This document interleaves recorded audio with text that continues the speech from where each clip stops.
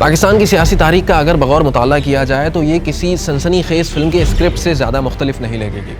इस तारीख का सबसे ताज़ा वाक़या है पाकिस्तान तहरीक इंसाफ के लॉन्ग मार्च के दौरान होने वाला साबिक़ वज़ीर आज़म इमरान खान पर कातिलाना हमला।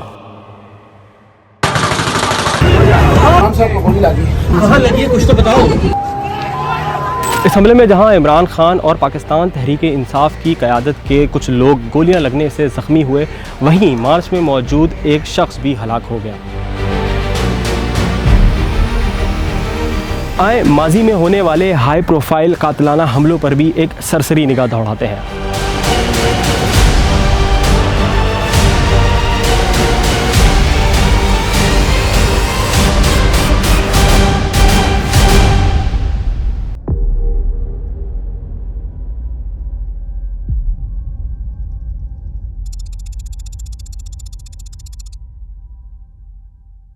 पाकिस्तान की तारीख में इस नौयत का सबसे पहला वाक़या पेश आता है 1951, मतलब क़याम पाकिस्तान के 3 साल ही बाद। पाकिस्तान उस वक्त गैर यकीनी की सूरत हाल में गुजर रहा था क्योंकि कायदे आज़म मोहम्मद अली जिन्ना की वफ़ात अभी हाल ही में हुई थी।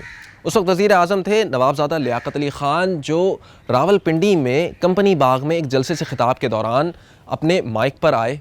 उन्होंने अल्फाज अदा किए, बिरादरान मिल्लत,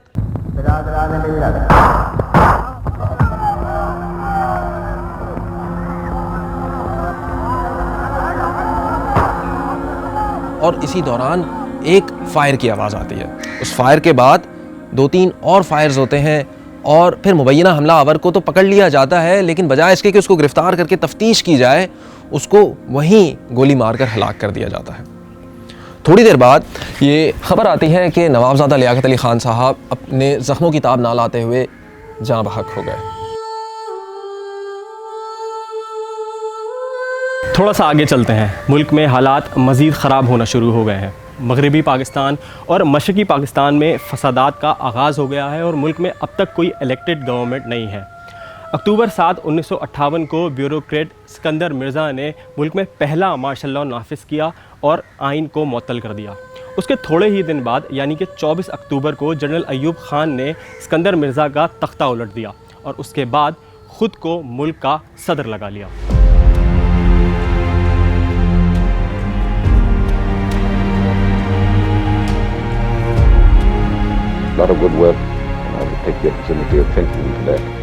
इसी दौरान मादर मिल्लत का खिताब पाने वाली मोहतरमा फ़ातिमा जिन्ना, जो एक मकबूल अवामी लीडर हैं और मार्शल लॉ के ख़िलाफ़ उनकी एक सियासी जद्दोजहद है, उनका 9 जुलाई 1967 में इंतहाई पुरस्रार तरीके से इंतकाल हो जाता है।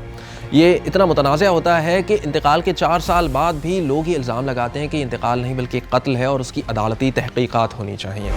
सबसे पहले मैं आपका शुक्रिया अदा करती हूँ कि आप यहाँ बड़ी तादाद में मौजूद हैं।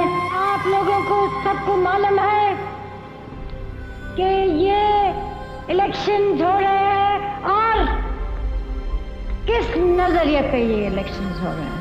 फ़ातिमा जिन्ना के इंतकाल के बाद 8 नवंबर 1968 में ज़माना मार्शल लॉ के सदर जनरल अयूब खान पर भी उस वक्त हमला हुआ जब वो पेशावर की एक यूनिवर्सिटी से खिताब कर रहे थे। वहाँ मौजूद एक शख्स ने उन पर गोली चलाई, ताहम वो इस हमले में महफूज रहे।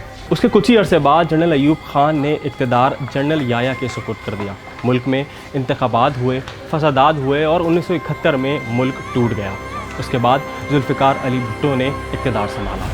Kashmir is not an integral part of India. It has never been an integral part of India. We will fight. We'll go back and fight. My country hearkens for me. You can take your Security Council. Here you are. I'm going.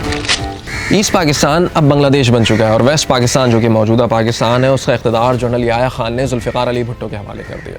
Zulfikar Ali Bhutto के ज़माने में मुल्क में नए तनाज़ात ने जन्म लिया और हालात इतने ख़राब हुए कि उनका फ़ायदा उठाकर जनरल ज़ियाउल हक़ ने मुल्क में एक और बार शबख़ून मार दिया और भुट्टो की हुकूमत को बरतरफ कर दिया। तो भुट्टो की हुकूमत ख़त्म हो चुकी है। सारे मुल्क में मार्शल लॉ नाफिज कर दिया गया है। कौमी और सूबाई असम्बलियाँ तोड़ दी गई हैं। उन्होंने भुट्टो पर एक मुकदमा चला के 1979 में उनको फांसी पर भी चढ़ा दिया।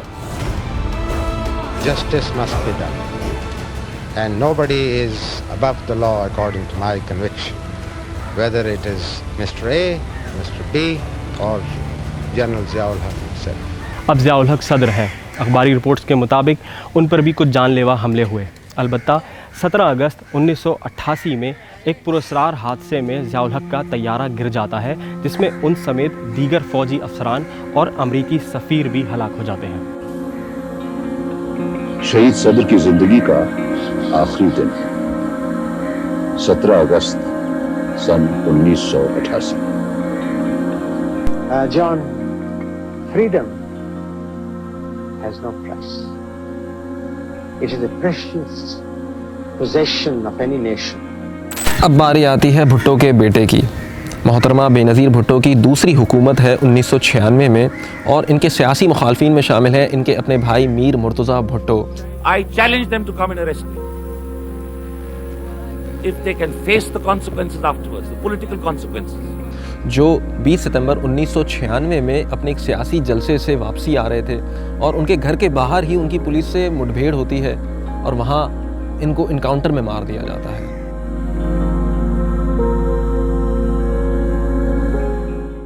जनवरी सन 1999 मियां मोहम्मद नवाज शरीफ, जो कि दूसरी मरतबा वज़ीर आज़म बन चुके थे, उन पर भी कातलाना हमला हुआ। उनका काफ़िला लाहौर से रायवंड फार्म हाउस की तरफ गामजन था कि रास्ते में मौजूद एक पुल पर धमाका हुआ।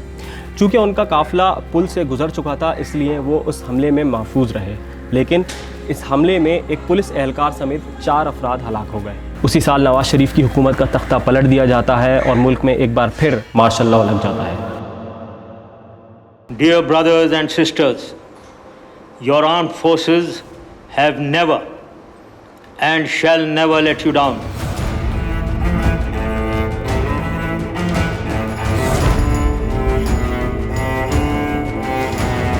अब मार्शल लॉ लगने के बाद मुल्क के सदर हैं जनरल परवेज़ मुशर्रफ, और 9/11 के बाद से पूरी दुनिया में हालात तब्दील हो रहे हैं। पाकिस्तान ख़ास तौर पर दहशतगर्दी की जद में है। 2003 में परवेज़ मुशर्रफ पर पहला कातलाना हमला होता है कराची में, जब वो शारा फैसल से गुजर रहे होते हैं अपने काफ़िले के हमरा, और सड़क पर खड़ी गाड़ी में एक धमाका होता है। वो इसमें महफूज रहते हैं, लेकिन इसी साल के थोड़ा सा आगे मतलब दिसंबर 14 में रावलपिंडी में इन पर एक और कातलाना हमला होता है। इस मरतबा ये ख़ुदकुश हमला था, इसमें भी महफूज रहते हैं। और फिर 25 दिसंबर को एक और कातलाना हमला होता है, ताहम वो तमाम हमलों में महफूज रहते हैं। 30 जुलाई 2004 को साबिक वज़ीर आज़म शौकत अज़ीज़ पर उनकी इंतखाबी मुहिम के दौरान खुदकुश हमला हुआ। वो इस हमले में महफूज रहे, लेकिन वहाँ मौजूद 6 अफराद हलाक हो गए। उसके बाद वो मुल्क के वज़ीर आज़म बने और मुशर्रफ के मार्शल लॉ के दौर में 2007 तक ओहदे पर फाइज रहे। मुशर्रफ के मार्शल लॉ के दौरान ही साबिक चीफ जस्टिस इफ्तिखार मोहम्मद चौधरी, जो कि उस वक्त मुअत्तल हैं, वो एक वकला कन्वेंशन से ख़िताब कर रहे थे इस्लामाबाद में कि पिंडाल में एक ख़ुदकुश धमाका होता है। उसमें वो तो महफूज रहते हैं, लेकिन 13 अफराद हलाक होते हैं और मुतअद्दिद ज़ख्मी। मुशर्रफ के दौर में 18 अक्टूबर 2007 का दिन आता है, जब साबिक वज़ीर आज़म बेनज़ीर भुट्टो पर तारीख़ का ख़तरनाक तरीन हमला हुआ। बेनज़ीर भुट्टो 8 साला जिला वतनी काटने के बाद कराची की शारा फैसल पर इस्तकबालिया जुलूस की सरबराही कर रही थीं कि वहाँ पर एक ख़ुदकुश हमला होता है। ये हमला इतना संगीन था कि इसमें 150 के करीब अफराद हलाक हुए और सैकड़ों ज़ख्मी हो गए। ताहम बेनज़ीर भुट्टो इसमें महफूज रहीं। इसी साल दिसंबर को रावलपिंडी के लियाकत बाग में एक जलसे के इख्तिताम पर बेनज़ीर के ऊपर गोली चलाई गई और एक धमाका हुआ, जिसमें बेनज़ीर जाँ बहक हो गई।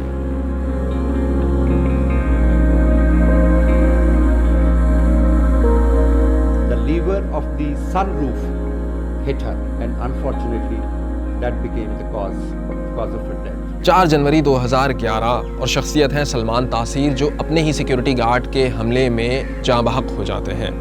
ये मुशर्रफ के मार्शल लॉ के बाद का दौर है और हुकूमत है पीपल्स पार्टी की, जिसके सदर हैं आसिफ अली जरदारी साहब। सलमान तासीर के कातिल मुमताज़ कादरी पर केस चलता है और बिलाखिर फरवरी 2016 में उनको फांसी पर चढ़ा दिया जाता है। इनका शुमार तो उन वाक़यात में होता है जो क़याम पाकिस्तान से लेकर आज तक पेश आते रहे हैं, लेकिन आपको पता है कि एक ऐसा कातलाना हमला भी है जो हाकिम बदान अगर कामयाब होता तो शायद क़याम पाकिस्तान ही ना होता।